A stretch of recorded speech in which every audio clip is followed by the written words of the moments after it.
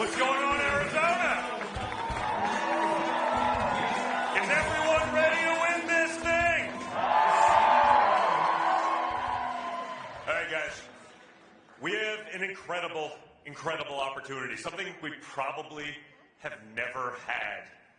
We have the opportunity to not just put my father back into the White House, but have you seen the team that he has assembled around him that can fix so many of the things that are broken and wrong in our country?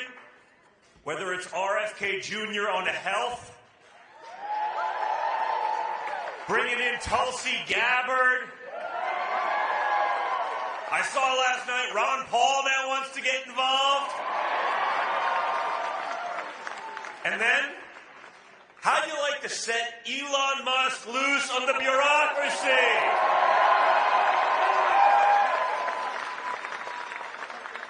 It's truly crazy times, guys. I always tell the story. Last summer, I took a couple of my boys. We went on a father-son fishing trip, and we came back, and I had my 10-year-old, my 14-year-old, and me, and we went to McDonald's. And let's be clear. When Donald Trump Jr. has sticker shock at McDonald's, it's a serious problem. Like, I get it. And I'm a reasonably spoiled individual, okay? I'm the son of a billionaire from Manhattan. I'm saying, when I grew up, I did not realize that McDonald's was a luxury item. And yet, because of the failed policies of the Biden-Harris regime, it's become a luxury. And that's the difference between my father, J.D. Vance, the team we've surrounded ourselves with. We want Americans to thrive again. Just barely surviving, like so many of us have been doing for the last 4 years, that's not acceptable in America. That's not the American dream. But it's stupid politicians, bureaucrats who are incompetent. They're the ones that have created this disaster. They're the ones that killed our jobs. They're the ones that created inflation. It's the Biden-Harris cost of living crisis that we're living through. They're the ones who created literally one of the only exports America's had for the last 50 years. You know what that one is? Your American dream. That's our only export. We send it to every country who hates our guts, and they're getting to live it. So that some bureaucrat in Washington can make a couple bucks on a consulting gig, or we can send another $250 billion to Ukraine. Man, I didn't think so. That's not a popular one. And yet they do it, right? You saw it. 2 weeks ago, overnight. This was during the hurricane, right? We have Americans that lost their loved ones. They lost their homes. They lost businesses. FEMA has no money for them because they put up illegals in luxury hotels across America on your dime. And just so we're clear, it's not a government-funded program. It's a taxpayer-funded program. You have the privilege of that. So as they're doing that, and as Americans are suffering, they get a $750 loan. I don't know, guys. Under Bidenomics, it's not going too far. It's not going to help you with much. I mean, honestly, it's a slap in the face to anyone who's been paying taxes. Those who've never paid taxes, those who are illegally here, you get $10,000 at the border. It's disgusting. I had the privilege yesterday going back there. I've been in North Carolina twice, just seeing the damage of what was happening, meeting these incredible people. And honestly, it's actually amazing to see. I got to see the worst of Mother Nature, but the best of America, the best of humanity, as they all came together. I was there with the folks from Samaritan's Purse who are doing the job that FEMA should be doing, but isn't. We were dropping off yesterday. We were dropping off clothes. It's starting to get cold down there. 2 weeks ago when I was there, we were dropping off generators and heating equipment for people who had none of those things. And you get to see so much of what real America was about. And I can assure you, while many have lost everything, they are fully aware just how much their government can't stand them at this point. So guys, it's very simple. It does not have to be this way, right? We went from a time of prosperity to a time of poverty. We went from a time of peace to a time of war. Each and every day we see ourselves inching closer to the brink of World War III. We keep funding those regimes, like I said, as the hurricane was going. They had no money for the people who were actually suffering, actual Americans, but they could pass an overnight resolution to send another $450 million to Ukraine, $175 million to Lebanon. Yesterday, I believe it was, maybe it was the day before. I don't want to get fact-checked. They'll cancel me. They'll throw me in the gulags. They had another $450 million for Ukraine. Think about that. Like, on the eve of an election, in an issue that is so not popular, when they've shown they're not willing to take care of their own citizens, they can, out of thin air, pull off another, $500 million. What's a couple $500 million, right? If you send your friend $601 in Venmo, they're going to audit you. But when the Pentagon loses $250 billion, $250 billion, just lost it. What's a couple $100 billion between friends, right? So we have an incredible opportunity to fix all that, but we cannot do it by ourselves. We cannot do it alone. We cannot do it without each and every one of you participating. Okay, and that's not just voting for my father. That's voting straight Republican ticket. Okay? We need congressmen that are going to support my father. We need Kerry Lake in Arizona in the Senate. But we got to go further than that, guys. We need Republican state legislatures. We need Republican school board leaders so we can stop the indoctrination of our children. At this point, we need Republican, dog catchers. Because who knows what they're going to do with those dogs? We've been seeing the videos. I don't know. They're like, no, Dad, how dare you say that was a dog? It's like, it's a dog, it's a cat, it's something with 4 legs and really small. I can tell you what it's not. It's not a ribeye. It's not something any of you have ever barbecued before, I can assure you that. So we'll let the fact checkers do their thing because they'll do it anyway. But you see that, right? You see the fake news, you see the lies, you see the nonsense. Each and every day, whatever it is. You saw it yesterday. Donald Trump said they should put Liz Cheney before a firing squad. I was like, what? Did you listen to what he said? He goes, it's amazing all the people that are so apt, so ready, willing, and able to send your kids or yourselves off to war are never the ones that actually do it themselves. So he said, all of a sudden, when you're at war and you're standing there with a rifle and you got 9 others pointing at you, all of a sudden, maybe you wouldn't be such a warmonger. When you watch the transcript, you understand that whatever disdain you have for the media, it is not enough. However bad,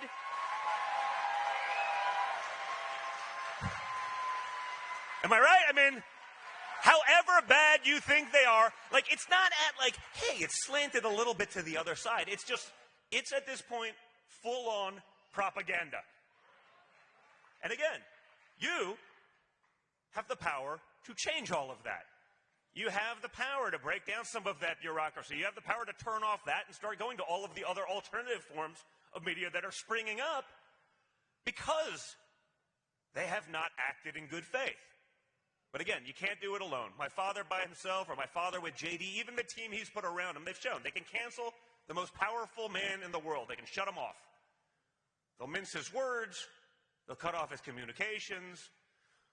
They'll try to impeach him twice. They'll try to jail him. They'll try to take away his businesses. They'll try to bankrupt him. And when all of that doesn't work, you create enough rhetoric. You lie, right? Someone's a Nazi, a fascist. You say that enough. I'm like, I don't know. Doesn't seem like it.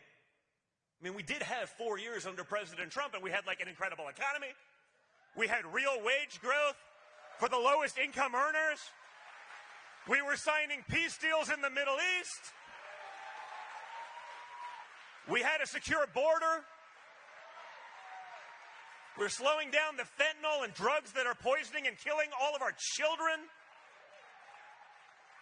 Doesn't seem like it was that unreasonable. No, but guys, the media will tell you Kamala Harris is going to be an agent of change. I'm like, I'm not buying it. You know why? Well, no, she's changed things for sure, but she's changed everything for the worse. I mean, we've seen that because we had 4 years under Trump and we had all those successes. And then it was like flipping a switch. Disaster. Honestly, that was the thing that was shocking to me. The most shocking was how quickly they could destroy our country, how quickly they could break up all the policies that were so effective so they can push their woke garbage on you. But again, without all of you guys, without the help in the Senate, I don't want to win the presidency if we don't have a good Senate, we don't have good House candidates, and we don't have it all the way downstream. I've been there. I get it. You know, I didn't get quite what they did to my father, but I did 50 hours of congressional testimony for treason. That's a crime punishable by death. Minor details at this point. It's like an average Tuesday for my family. And I understand that, I apologize, that I am not the upstanding citizen that Hunter Biden is, but now I know.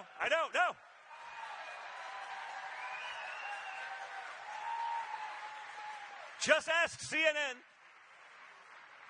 But I have a feeling, guys, if that was my laptop, it'd be a little different. But just like we don't have the mainstream media and we don't have big tech doing our artificial boosting or the suppression of the other side like they do to all of us, you know, they also have 52 intelligence agents that say, it was definitely Russian disinformation. I'm like, I don't know. You know how I knew it wasn't Russian disinformation? Because Hunter Biden himself didn't come out and say it was wrong or it was off, right? Like, if that's my laptop and it's not me, I'm saying, like, hey, guys, not me. But they knew. And they had him doing that bidding. And then you see the ads on TV, you know, 30, 50, whatever it is, intelligence agents really support Kamala Harris. I'm like, you mean the same guys that lied to the American people?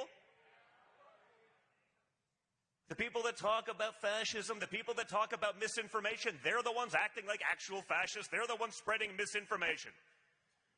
So for the next 3 days and change, guys, I just ask you to have the same fight you saw in my father, whether it was through his presidency, whether it's all the stuff they put him through after, whether it was on July 13th when they tried to literally kill him, when he got shot in the face and he came back defiant.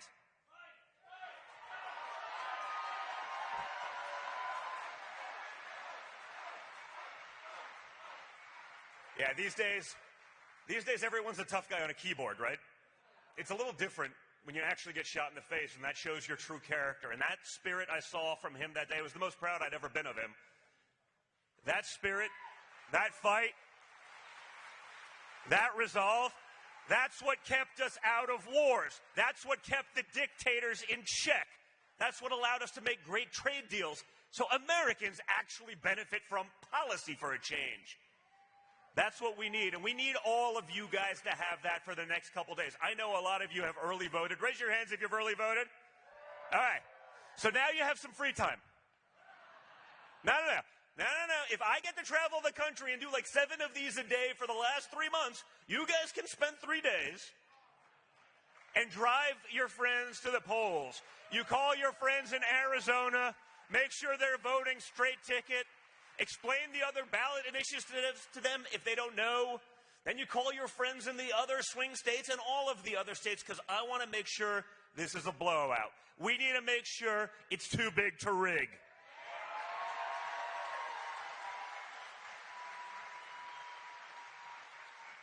So do it. Call 10, 15, 20, 30, 1,000 people a day. Make sure they're in there. You guys have to function like basically at this point like you're the third monkey in line for the ark and it's starting to rain. Right? Because that's what it is, guys. When people are like, well, what's on the table? I'm like, everything. You know how I know? Because the other side says it. It's not just the Second Amendment they're going after.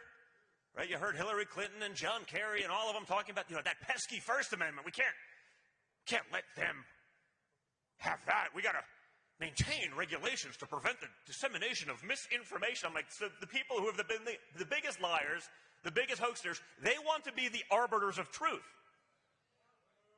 That's not going to work out well.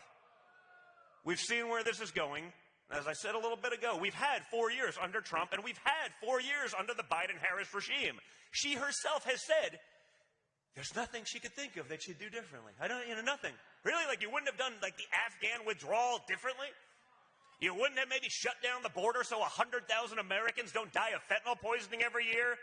Human trafficking, sex trafficking, the crime from illegals, but the Democrats, no. It's only a few apartment buildings in Austin and Colorado, only a few apartment buildings that were taken over by armed, merciless drug gangs. It's like, honestly, I feel like I'm the star of the Truman Show some days. It's like, I'm waiting, you know what I mean? Like, I'm waiting for the camera to pop out of my ceiling and be like, we're just kidding with you, Don. But it's actually happening. So we need you guys to be in this fight with us, and I can assure you, as long as my father has your support, he will never, ever, ever stop fighting. So Arizona, for the next couple days, you get out there, you bring your friends, you get them to vote, you tell them and explain to them what is at stake, because they're not going to get it from other sources. And if you do that, guys, we're going to win. We're going to take back our country. We're going to end the nonsense and the bureaucracy and the never-ending wars, and we're going to make America great again. So Arizona, thank you. Get out. Do your part. You guys are the best. I love you, and I will talk to you soon. Thank you, Arizona.